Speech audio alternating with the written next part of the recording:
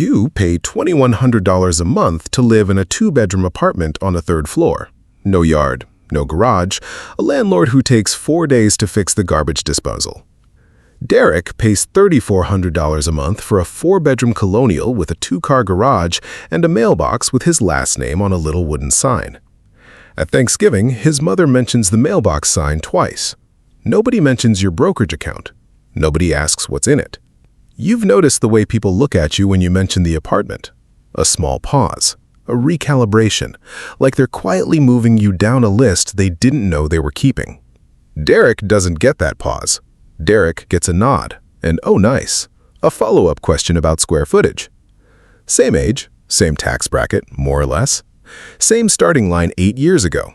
2 guys with student loans, a mutual friend's wedding, and a shared appreciation for cheap beer neither of you can drink the way you used to. But by the time this video is over, you're going to understand exactly why the person in the apartment might be the one who's actually ahead, and why almost nobody in your life will ever be able to see it. You grew up hearing one sentence more than any other about money. Renting is throwing money away. Your father said it. Your uncle said it at every graduation party. Derek's dad says it now, standing by the grill, gesturing behind him like it's proof of something. You believed it for years without checking the math, because nobody in your family checks the math. They just repeat what they were told the same way it was repeated to them, going back generations. A rumor passed down like a family recipe nobody's ever actually tasted. You bought into the story the way most people do, not through research, through repetition. You pictured your future self signing papers at a big oak table, shaking hands, getting the keys, texting a photo of the front door to the family group chat with a caption that says, "Home Sweet Home." You pictured the moment. You never pictured the amortization schedule. Your parents didn't have the vocabulary for index funds. They had the vocabulary for property. A house was the one asset anyone in your family had ever actually watched go up in value, so it became the only asset that counted as real. Stocks were gambling. A 401k was something HR mentioned once during onboarding, and everyone half listened to. But a house you could point at. A house had a driveway you could stand in while your dad admired the gutters. Wealth in your family had always meant something you could physically touch, and nobody had ever taught you that touchable and valuable are not the same word. So for years, you carried a quiet shame about renting that had nothing to do with your actual finances and everything to do with a story you'd never once verified. You'd apologize for it, unprompted. "Yeah, still renting, saving up though." A sentence you said so often, it stopped sounding like information and started sounding like an apology for existing at the wrong life stage. You remember one dinner specifically. Your grandmother, 81 years old, asking when you were going to get a real place, and you laughing it off the way you always did, and her not laughing back, just looking at you with something closer to worry. She bought her house in 1974 for $31,000 on a single income, back when the math and the culture actually agreed with each other. She wasn't wrong for her decade. She just never updated the model for yours.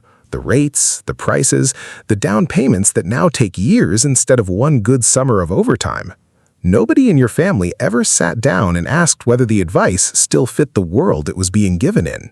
Then, last spring, you sat down, not because you wanted to, but because a coworker mentioned refinancing and you realized you didn't actually understand how a mortgage worked. Not really. Not past the monthly payment number. So you pulled up a mortgage calculator at 11 at night with a glass of water going warm next to your laptop, and you typed in Derek's numbers because you happened to know them. A $520,000 house, 20% down, a 6.8% rate on a 30-year fixed. And you watched the amortization table load, and you sat with it for a long time. You'd assumed, the way most people assume, that a mortgage payment was mostly building equity from day one. Pay $3,400, own a little more of the house, month over month, in a clean, straight line. That's not how amortization works, and nobody had ever sat you down and shown you the actual shape of it. The bank gets paid first. The bank gets paid most. You get whatever's left, and in year one, what's left is small. That was the moment the whole framework in your head quietly cracked. You'd been taught to compare a monthly rent payment to a monthly mortgage payment, like they were the same category of expense, like $2,100 and $3,400 were just two different prices for the same product. They're not. Rent is a known, complete cost. A mortgage payment is a bundle, part expense, part forced savings, part interest paid to a bank, part insurance against a landlord you'll never have. And almost nobody unbundles it before making the biggest financial decision of their 20s. The discovery wasn't renting is better. The discovery was that you'd never actually been comparing the right two numbers in the first place. Here is what nobody tells you at the Thanksgiving table. In year one of a 30-year mortgage at that rate, roughly $28,300 of Derek's annual payment is interest. Only about $10,300 of it is actual principal, the part that becomes his equity, the part that's actually his. The bank keeps the rest, not eventually, immediately. Every single month for the first several years, Derek is mostly paying rent to a bank, except his bank doesn't fix the garbage disposal and his rent doesn't include a roof that behaves itself. It's just called something else on the paperwork. Then you added the parts nobody puts in the brochure. Property tax on that house runs him about $6,200 a year. Homeowner's insurance, another $2,100. Maintenance and repairs, the number every honest homeowner will quietly tell you is 1 to 2% of the home's value annually, lands somewhere around $6,000 to $9,000 a year.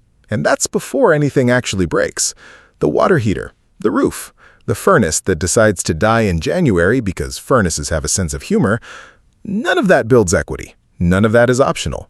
All of it is real. Add it up, and Derek's true monthly cost of ownership isn't his $3,400 mortgage payment. It's closer to $4,650 once you fold in tax, insurance, and a realistic maintenance reserve. You pay $2,100. The gap between what you pay and what he pays is $2,550 a month. Not hypothetical. Not a rounding error. $2,550 every single month, sitting right there in the difference between your life and his. Somewhere in the middle of all this, you also learned that the average first-time homebuyer in this country is now well into their late 30s, not their mid-20s like the story your family tells implies. The timeline you'd been quietly failing to meet was never actually the real timeline. It was a memory of a different economy, stapled onto yours by people who loved you, and had no idea it no longer applied. You almost stopped there, comforted, ready to close the laptop. But then, you remembered the other thing everyone repeats without checking. The mortgage interest deduction? The idea that homeownership comes with some magic tax advantage that changes the whole equation? So, you checked that too. Derek itemizes, and he saves roughly $2,800 a year in taxes from mortgage interest and property tax combined. Real, but a fraction of what people imply at dinner parties, especially since the standard deduction already covers most of it for anyone without a large mortgage. $2,800 a year is $233 a month. It doesn't come close to closing a $2,550 gap. It barely dents it. You also ran the number everyone worries about, rent going up. Say your rent climbs 4% a year, which is roughly the long-run average. In 10 years, you'd be paying around $3,100 a month instead of $2,100, and people love to point at that number like it settles the argument. But even at $3,100, you're still paying less than Derek's true cost of ownership today, before his own maintenance and insurance costs inflate right alongside everything else. Rising rent isn't nothing, it's just not the knockout blow it's marketed as. So you did the thing almost nobody does. You didn't spend the difference, you automated it. The same week you ran the numbers, you set up a transfer, $2,000 a month, conservative, leaving room for a cushion, into a low-cost S&P 500 index fund inside a taxable brokerage account. Not glamorous, not a story you'd tell at a barbecue, just a recurring transfer that hits on the 3rd of every month whether you remember it or not. Nationally, the numbers back up what you found in Derek's spreadsheet. Studies comparing renters who consistently invest the difference against buyers over rolling 10 and 15-year periods have repeatedly found the gap can go either way depending on local rent growth, mortgage rates, and market appreciation.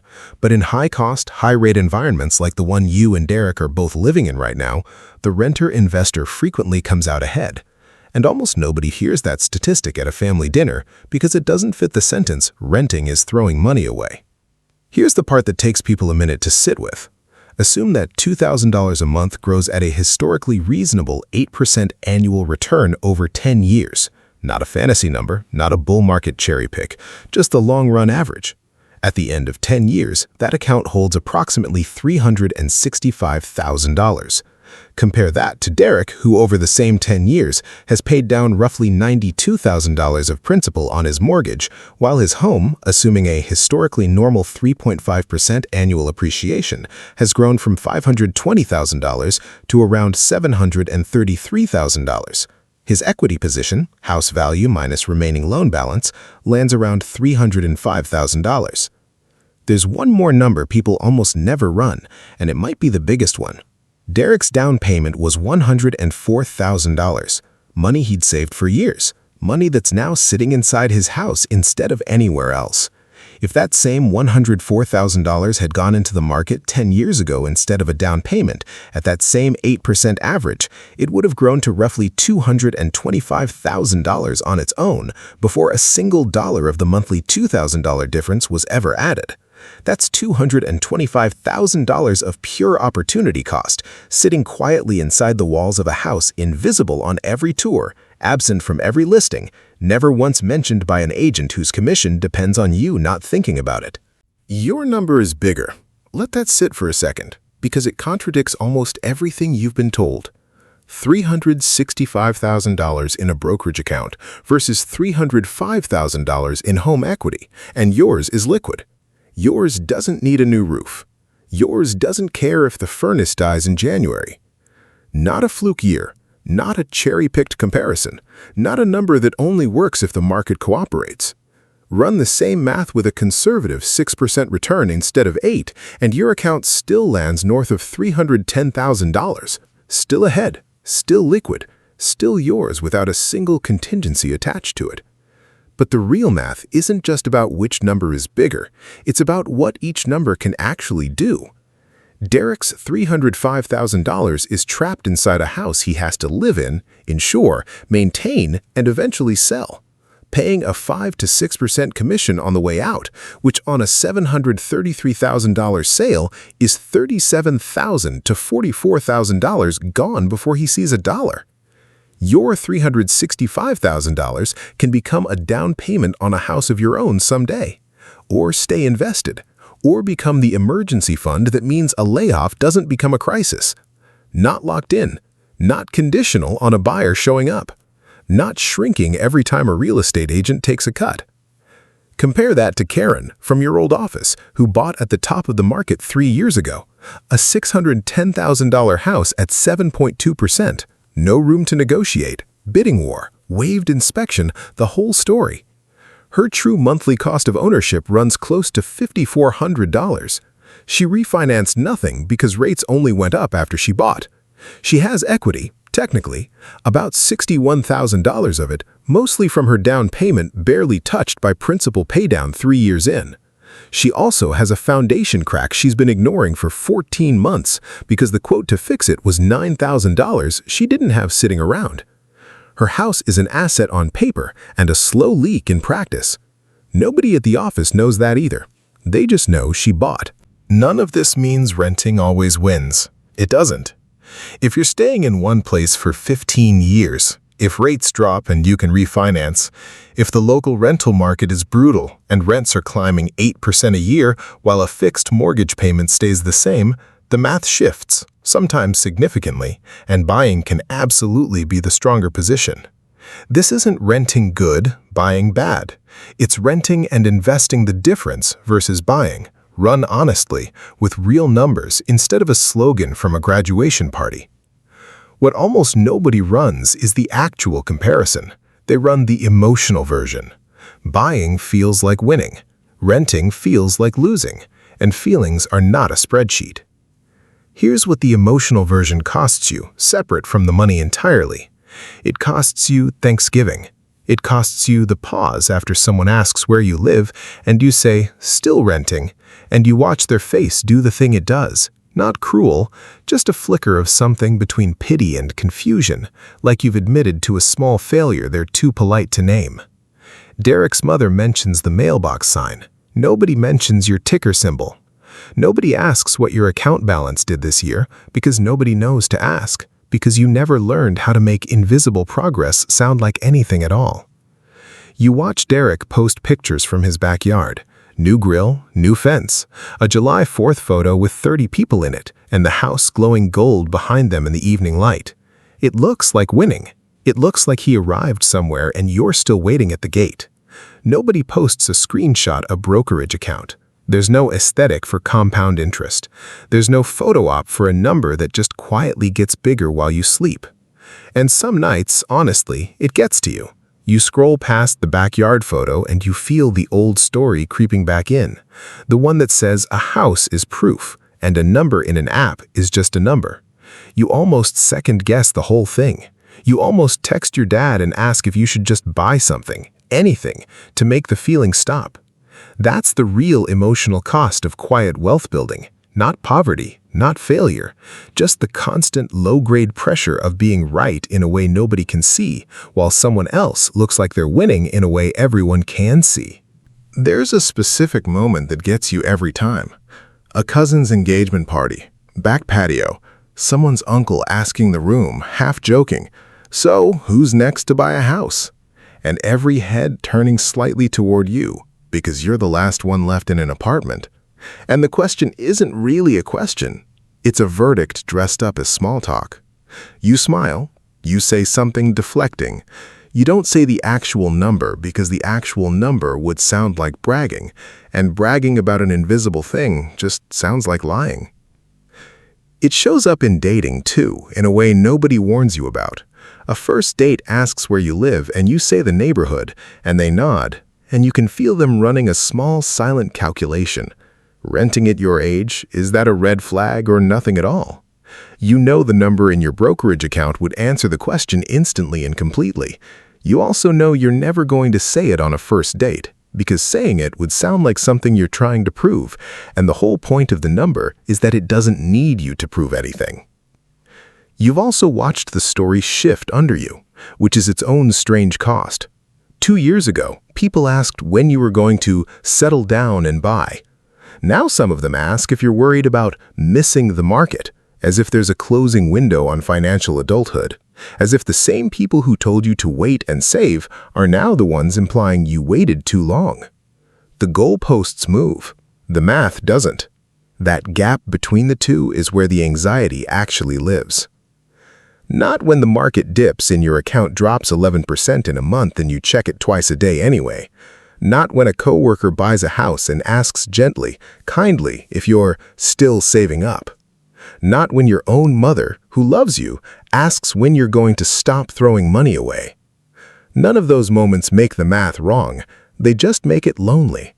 And nobody warns you going in that being financially correct and being socially understood can be two completely different projects, running on two completely different timelines that don't resolve at the same time, and sometimes don't resolve at all. Then, tonight, you're sitting on your couch, the one you bought secondhand for $400 3 years ago, the one that's a little worn on the left arm, and you open the brokerage app the way you do most nights, half out of habit, half because some part of you still needs to check that the number is real. And it is. It's bigger than it was last month, bigger than it was last year, bigger, quietly, than the equity in a $733,000 house that took 30 people and a golden backyard photo to feel like a win. Outside your window, 3 floors down, in the parking lot the landlord still hasn't repainted the lines for, someone's car alarm goes off for the second time this week. The garbage disposal you mentioned to him 9 days ago is still broken. None of that is nothing. Renting has its own quiet indignities, its own small costs that never show up in an amortization table. The noise, the neighbor upstairs, the lease you don't fully control. This isn't a story where renting is comfortable and buying is hard. It's a story where you decided to stop letting comfort make the financial decision for you. You're not going to post it. You're not going to bring it up at the next family dinner, not because you're hiding it, but because some kinds of progress were never built to be shown. They were built to be lived in, quietly, on a Tuesday, on a couch you bought for $400, with a rent payment that leaves room for a future you're actually building instead of one you're just hoping appreciates. This isn't about being smarter than Derek. Derek's a good guy. Derek is, by every visible measure, doing exactly what he was told to do, and there's a real chance his house works out beautifully for him. A paid-off place in a good school district, a life that fits the shape he wanted. This was never a story about beating him. It was a story about noticing that two people can start in the same place, make different choices, and both be quietly right, for reasons nobody at the table ever asks about. Maybe you buy a house eventually. Maybe 5 years from now, the math flips, rates drop, you find a place you actually want to stay in for a decade, and the number finally makes sense on paper instead of just in your chest. That's fine. That's not a contradiction of anything you did tonight. The point was never rent forever. The point was never let the math run itself instead of letting a slogan run it for you. So here's the question worth sitting with, longer than you probably want to. Not should you rent or should you buy? That question's too small, and honestly, it's the wrong one. The real question is this: are you running the actual math on your biggest financial decision, or are you running someone else's slogan from a graduation party 30 years ago? Because Derek isn't wrong, and he was never the villain of this story. His house might genuinely be the better decision for his life, but is it the better decision for yours, or is it just the one that comes with a mailbox sign? Derek still has the mailbox. His mother still mentions it.